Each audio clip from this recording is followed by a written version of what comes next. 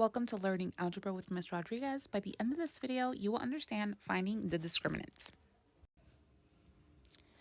So we want to continue talking about quadratic equations. Recall, quadratic equations are always written in the form ax squared plus bx plus c equal to 0. So this is a standard form of a quadratic equation, and whenever it's in this form, we can do something called the quadratic formula. So previously we used factoring and completing the square as methods to solve the quadratic equation. However, sometimes these methods don't work, so we would need to use the quadratic formula. The quadratic formula is a little lengthy, but today we want to focus specifically on something called the discriminant. So the discriminant is just a piece of the quadratic formula, just the inside of the radical, and that discriminant will tell us exactly how many solutions our equation will have. There are only three possible options. So either we have a quadratic or a parabola that has two real solutions, so that means it hits the x-axis twice, or we have a parabola quadratic equation where we have one real solution, so it hits the x-axis one time, or we have a parabola that never hits the x-axis, so it creates no real solutions. What it creates is imaginary solutions. However, it's enough to just know that it's not a real solution in this case.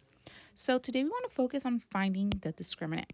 So the discriminant is always going to be the formula b squared minus 4ac.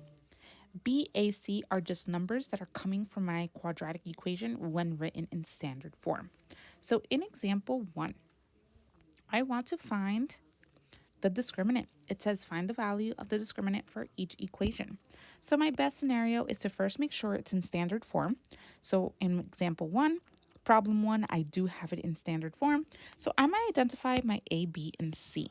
So my A is 8, my B is -5, and my C is 2.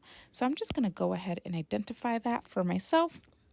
A is equal to 8. B is equal to -5. C is equal to 2. Now I'm going to use my my discriminant formula. So I will always have my B number squared. I will always subtract 4 and multiply it by two other numbers, my A and C value. So now I'm going to place my numbers inside the parentheses. My B is -5, my A is 8, and my C is 2. So what I want to do now is I want to evaluate. I want to go ahead and simplify this expression for a number. So I get 39.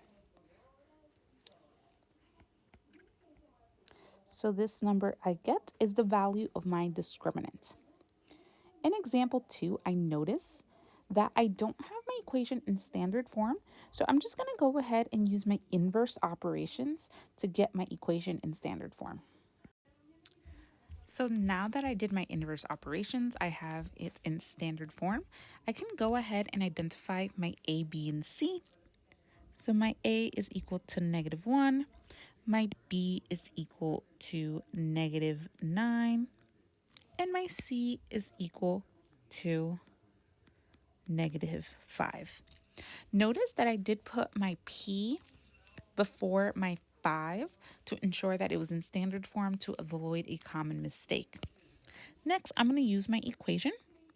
So B squared minus 4AC. My parentheses are placeholders for the numbers that I am going to be replacing. So my B is -9. My A is -1, and my C is -5. Again, I am just getting this from my discriminant formula. And I'm going to go ahead and evaluate to find my value of my discriminant. So my value is 61, making that my discriminant. So I'm going to go ahead and find the value of the discriminant for the equation of 9r squared plus 9r plus 9 equal to 0. So if you use my formula correctly, I end up with the value of -2 43 as my discriminant for the triad. Thank you for watching. If you found this helpful, don't forget to like, subscribe, and share with fellow educators or students.